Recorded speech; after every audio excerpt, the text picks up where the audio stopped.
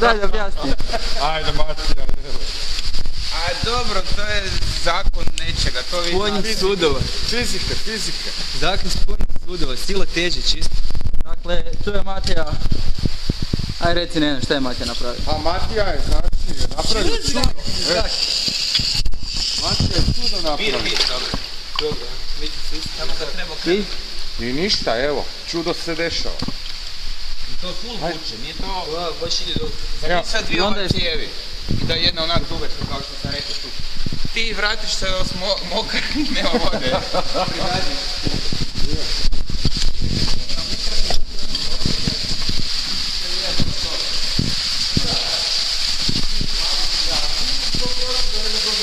Evo ga. Tu su napravili potlak i voda iz jezera curi u vertikalu.